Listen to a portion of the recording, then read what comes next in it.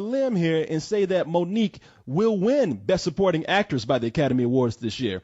Yeah, it's the feel-bad movie of the year, but it has too many great things going for it not to be one of the best of 2009. And then there's some other movies in here, like where you had your dark horse. Mine would probably be Rudo y Cursi. I loved that which film. is, yes, it's a Mexican film. What are the actors in there? I know it's Diego Luna and Gabriel Garcia Bernal. Bernal, yeah. It's now talk about just a nice, sweet, good story, man, about these two brothers who go on to play like professional soccer, but they are such fuck-ups that they can't recognize a good thing when they have it. Yeah. And it's one of those films where it could have been mean-spirited. It's not at all. It could have taken some like weird dramatic route. And as much as these characters are screw-ups, you still root for them because they are great characters and you like them that much. But no, it's just a really nice, fun film that's very well written. Yeah. On that same note, from everything you just described, let me ask you this, because some people have brought this up to me. I never saw the film, so I couldn't comment. But what about The Brothers Bloom? Like, a lot of people talked about that when it first came out, and I've heard nothing about it since, and I figured it'd be shown up. That movie got robbed this year. It did. And I wish it could be in my top 10 because it is a very good film. I am beyond myself in understanding why that one didn't get a screener sent out. That seems like the film they'd want. Oh, you might probably miss this along the way. Because honestly, if you're talking Best Original Screenplay Awards, that's almost a shoe-in for me for Best Original Screenplay. And it's got like very just imaginative direction in it too. But see, none of you put it on your top 10? No, because taken as a whole, the complete film, it does not fall into my top 10, but it's very high up. If I was going to do a top 20, it would have been on. Yeah, and it would be in my top 20 also. You also have to keep in mind, it isn't exactly as fresh in our mind as a lot of other people. Yeah. We saw it last October. So we're coming up on like 14, 15 months having seen it, whereas a lot of people just saw it in theaters or just discovered it on DVD within the last month or two. As far as top 10 goes, there were just movies that were I don't mean to talk bad about the film because the film is very good, but there were just some movies that were better.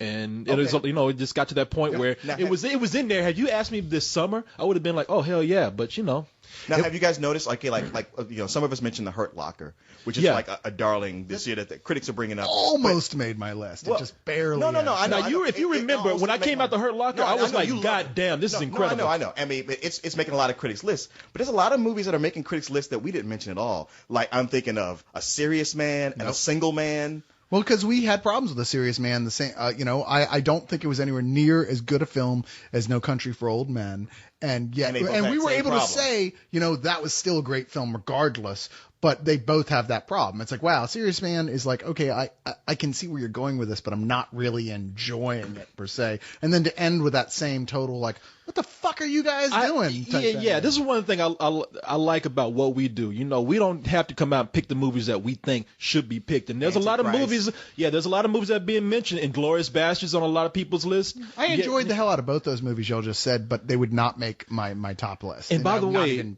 think about it. Everybody that thinks that we hate Inglourious Basterds just because we said it's not the best movie this year. I really liked the movie. I enjoyed the hell out of the movie. I think it's got major flaws. I do too. I watched it 3 times. I mean, I came out saying this, and I'm not saying like, oh, I made this phrase. It's like everybody across the board is going, it's his most entertaining film since Pulp Fiction. Like, everybody says that. Technically, yeah. But it's almost like a backhanded compliment. I don't. Yeah. I think Kill Bill 1 was much more entertaining than that. I think Kill Bill as a whole is one of his best films. I think that, right. I absolutely love Kill Bill Volume 1. I don't think this stacks up to it. In fact, I love Inglourious Basterds. The problem is he's had an entire decade of making riffing films that are not serious. Jackie Brown was the perfect example of what he should be doing, where he took a style of film and made a serious movie out of it. He made the best blaxploitation film ever made.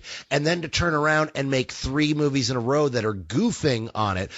It worked for when he was goofing on the whole 70s exploitation revenge film thing, that he had fun there because he was making a fun film. And then, okay, Grindhouse totally worked, but he should have made the best Man on a Mission movie ever made, and instead he didn't. Well, Carl, I couldn't agree with you more, man, because that's what I've said. I feel so bad for having been in that crowd of people who wanted another Pulp Fiction when Jackie Brown came out and talked shit about the movie. I think it's one of the best movies out out there, man. I love the fuck out that film. That's one of your favorites ever. It is one of my favorite movies ever, Jackie Brown, and I could watch that movie over and over and over. It's one of my best of the decade. Yeah, actually. I saw it twice on opening day. It was one of those movies that I turned right back around and saw the fucking film on Christmas. The decade of the 90s, if I was to say. Yeah, no, it's right up there with Pulp Fiction. I mean, that was Quentin Tarantino's decade, and you made a good point by saying that Jackie Brown, that was the movie where we thought, like, okay, he's matured as a director, and he's gone back to doing the thing of, I know all about film. I got to show you that I do. And there's lots of great stuff in it, but the problem is what some of the choices he makes. There are choices he makes that some people just absolutely love, like the Bowie number,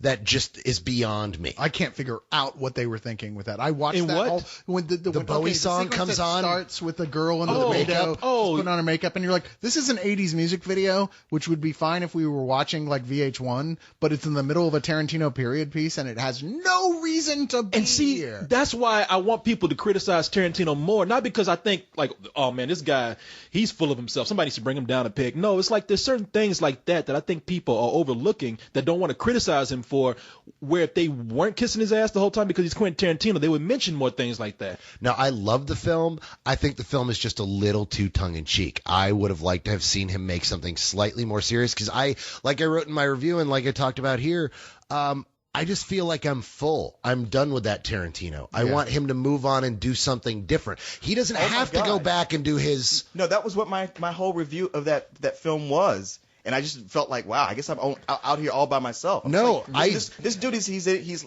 slapping the hell out of 50, and it's time to make more mature films. It doesn't reliving your childhood. He doesn't have to go back and remake Pulp Fiction or Reservoir Dogs. He doesn't have to do that kind of a crime film. But he could have made Inglourious Basterds and kept it almost the same film and just toned it down in certain aspects and kept the tongue-in-cheek nature out of it and made an incredible war film. Or he could have gone the other way and had nothing but a fun tongue-in-cheek war film with great actors, lots of fun cameos done at Tarantino style. And I have a feeling at least Carlo and I would have enjoyed it. Well, we would have enjoyed it, but the thing is this is why it doesn't make our top 10 lists. It's so schizophrenic because it wants to be this darkly serious film at points, and at other points it wants to be nothing but a complete parody and satire. While Pulp Fiction sort of does that, it still managed to straddle a line in a way where it doesn't get so goofy it takes you out of it. Well, yeah, where Pulp Inglourious Fiction... Bastards does. There's points where I'm like, wow, this suddenly turned into a Marx Brothers Three Stooges movie. Exactly. Yeah, the whole scene in the opera house. Excuse it. Yeah. Once again, if the film was trying to be just that film, that would have been fine. Those aren't bad scenes. Sure. They're just drastically out of place with the rest of the film. And there's a lot of brilliance in that movie. The serious stuff is done so much better. Yeah. Even as Leon has spoiled before, but I'm not going to say the words. The ending, which a lot of people, including me, have a problem with. There's this amazing shot of the film projecting while fire burns all around it that is probably my single favorite shot of the entire year from any movie. I mean, it gives me the chills just thinking about it because it's so fucking amazing. And then they have to switch to the other thing that's so fucking bad. Yeah. Well, the problem, what you were bringing up, I think one of the major problems is that we have these great characters that we really want to spend time with, and the movie wants to spend time with a different character. Yes. And you could have, and that's two completely different movies. In fact, I think I love her story, but she is not in the Inglourious. She is not in the Bastards. She's not one of the Bastards. And we wanted to see the Bastards. Yeah, and we were really we're left wanting, but not in a good way with the Bastards. Yeah. We walk out going, oh man, I was hoping we were going to see more of that. And I wanted to see more. And now the thing is these are all tiny complaints. Overall, we all really like the film. It is. I can't wait to get it on Blu-ray.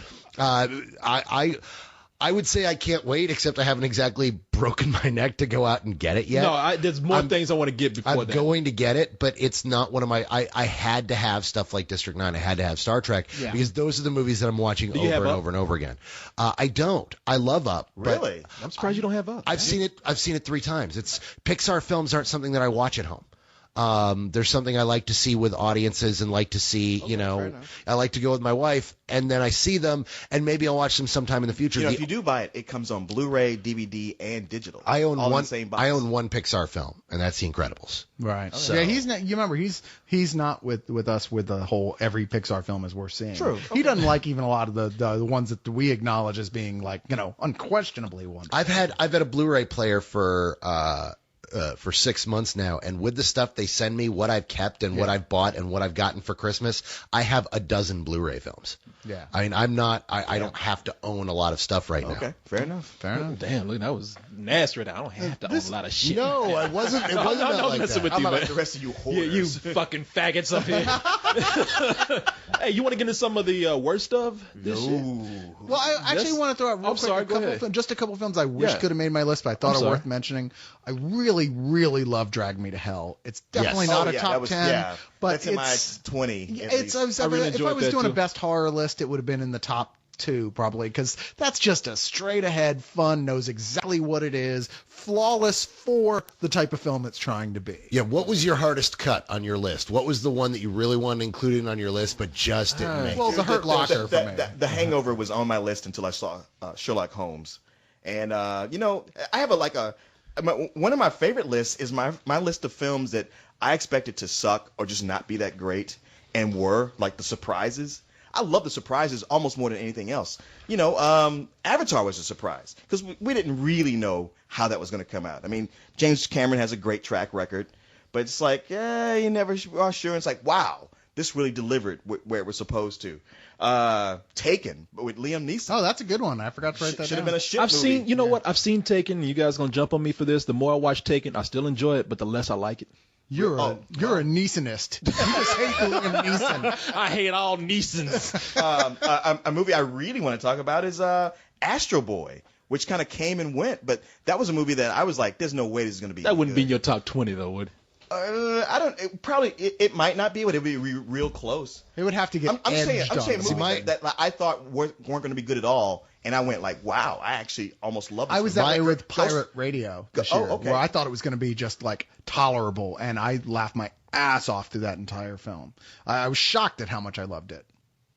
Oh, I was going to say my hardest cut altogether was Adventureland. Did you guys ever get to see that? Yeah, I like it. Yeah, I like. I love that film so I thought much. it's a great precursor to Zombieland. Actually, didn't we did the thing where we're talking about films that we go back and change our minds about, Yeah, and that's my one from this year, because I think I was too fair to it at first, actually, because I really don't like it. Really? See, I'm that way. I'm just like, okay. Adventureland? I saw I'm it a just second like, time, and I was like, wow, I really don't like this. I was like, it's film. okay, but I never really liked that movie. I've actually that's one of the few Blu-rays I own, and I love That movie film. annoys me for some reason. I don't know why. Zombieland, speaking of which, as a zombie lover, that was my hardest cut, because that was a movie that just came out and was really a great take on a zombie film, like we were talking about Daybreakers was with vampire movies. You know what my big surprise was this year? Fired Up. No, I never saw that. Yeah, I don't even know what that is. Okay. Remember? No, I remember Fired Up. No, I get the feeling y'all don't agree. well, no, I walked in. I mean, it looks like complete crap, and I thought it was just funny What as is hell. that? It was the male cheerleader movie. Oh, that one? Seriously? The one that, hey, He did vote for George Bush, to be fair. Stop. Both times. No, see, now you're lying. I'm disagreeing with him. I don't know. I'm just saying because he was a male cheerleader. I'm sorry. Yeah. No, me and co-host both had a really good time with that movie. It was surprising. We thought it was. Co-host is the one that says the best movie of the year is Dragon Wars. Yeah, exactly. Remember that? Don't use co-host to back you up. Co-host really is the one that says Batman is the best movie of the year, even though it came out last year. He'll be saying that for the next 5 years. You get more credence with Beetlejuice. I think that's on his top 10 too. Beetlejuice. Why was Fired Up good? I want to hear this, because I didn't even hear about it. And you got me intrigued now. Well, what I'm It's a saying male is cheerleader it's film. surprising. It was it isn't even close to a top 20. Because I thought it was going to be a terrible, terrible film that was completely irredeemable, and it was a really funny teen sex comedy. And what worked was the two leads had a real chemistry together and had a lot of great humor. And there's a lot of smarter than it should have been humor going on in the background. And it was such a surprise that I really enjoyed the experience. Another movie before we get into the top 10. I mean, top 10 worst. We mentioned Single Man. One of my favorite movies of the year for everything other than story, and it's on a lot of critics' list. I really love that movie for everything except where the script was going. And Colin Firth and what's her name? Julianne Moore, one of our great performances. For a single man? For a single man, yeah. Dude, I didn't get to cinematography in that movie I thought was beautiful. I mean, I love the acting. I love the direction in it. But I love the fact that you guys thought it was 2.5 hours until you looked at your watch. Yeah. That's what kept me from saying it's one of the best movies this year. Honestly, Corey, sitting there with you, everything you said about how beautiful the cinematography was and Colin Firth's performance was, I think those are great in the same way I think the pod race is great in The Phantom Menace, in as much as it was so fucking boring that by the time this was like, oh wow, something has happened, and I'm no. See, I have to take umbrage with you. He's about to choke. He's like, damn, where you learn that word from? Yeah, I got one of those calendars, man. It was today. He didn't use the word right, but he knows what it means.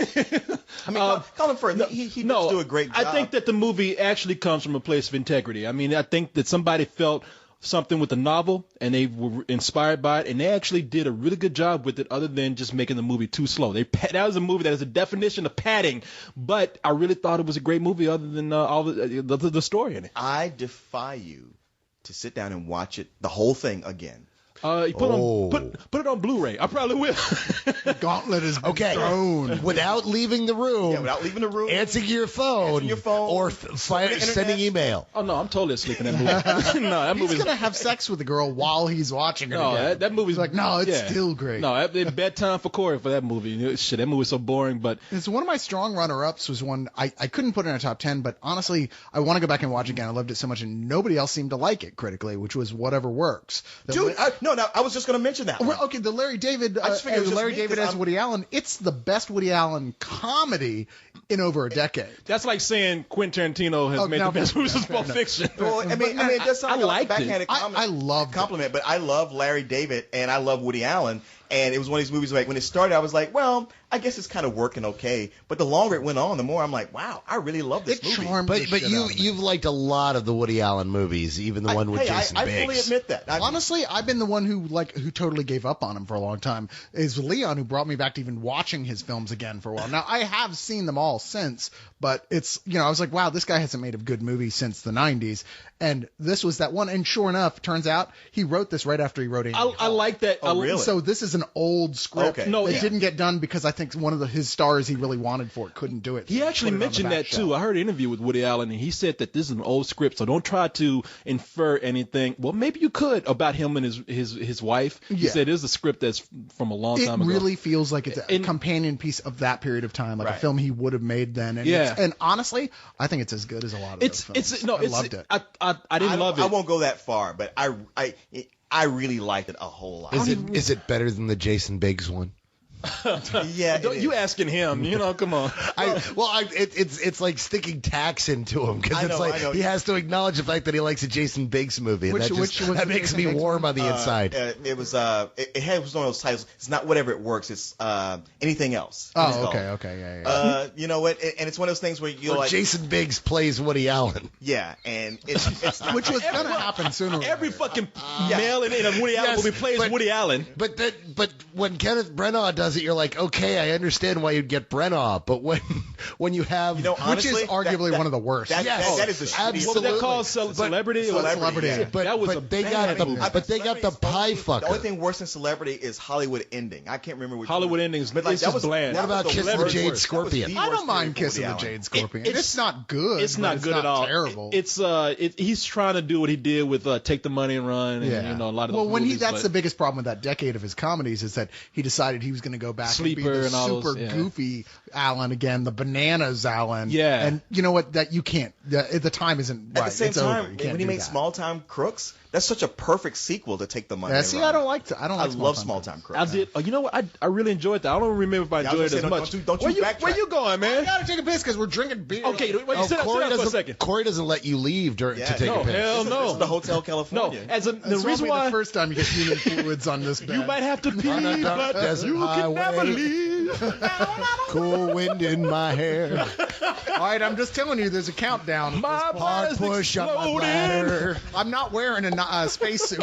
Yellow underwear. You got to come here with a goddamn colostomy bag if you want to do one of these podcasts. Like Larry David did in that episode this season. And just when you think you're done, he's going to read another email. That's how it's going to. I've got an email about this top 10. No, unlike Carl, I was like, oh, well, this is where I got out of here right now. I'll finish on my Twitters. Tell me why I can't go pee. Because I have something to tell you. All right. I love you. No, because I'm going to end this on a cliffhanger. We're going to talk about the worst stuff, but we're going to make that a separate podcast. We are? Yes, wow, because we talk so in depth about our top 10 that I'm like, when we get to our top 10 worst, shit, we're going to go on and on. I mean, and that's going to be a good one right there. I don't want to rush through that. Best of the decade. Whole nother podcast. Hey, you know what? With Carlisle being brave enough to bring up Fired Up, I'll just throw out Ghost of Girlfriend's Past. Hell yeah. We did Which like was that such a surprise of a movie. That was probably of all the guys, give it up. Jesus Christ. It's good, but it ain't that fucking good. No, I'm not saying it's not making a top 20 or anything. No. Okay, all I'm right. just saying it's a movie like went in totally expected to suck. It's like I was putting it on my worst of list before even seeing it. Yeah. Okay. I'm just sitting there like, God damn, this is actually fun. That's the number one film I bet you this year on Spill that we all liked that almost nobody else did. I got there was that thing at Fantastic Fest where I was boxing Scott Weinberg from Cinematical, and it was fantastic debates. They were supposed to debate each other, so I set up a bunch of our topic was resolved, fuck you, and I had to argue him, and we were just going to make fun of each other, and I set up all these jokes about him, and he just brought written reviews of mine, and they were genius. And what so he pulls out Ghosts of Girlfriend's Past and starts reading it, and the audience is hooting. Scott Weinberg, the winner. But you want to go? How many of you actually saw it before you? I did, and nobody had fucking seen it. Yeah, so it's like fuck you. But that was just it. Was that it doesn't matter. It's just like the Avatars who are like, I'm sorry, you call us that? You're the retarded ones. I hate this movie. Did you see it? No, I don't need to see it. No, I read Devin Faraci's review. I know. It's I don't need to see it to know it's crap. Right. Oh, well, I can respect that intellectually. Well, we're gonna end this here, and we're gonna do a separate podcast for our top 10 worst of the year. Fuck yeah! And we got some shit to say. Oh no! And I can already tell by some of his choices over here. Damn. It's gonna be on. What would you say? To the break of dawn. Till the break of dawn. But not like Donkey Kong. Jesus. I mean, how much beer have you had already? Go one way or the other. It can either be To the Break of Dawn or like Donkey Kong. It's Donkey Kong Jr. maybe. You know what? I wish I had a barrel to throw at you right now, like Donkey Kong. And we're going to try to tackle the best of the decade.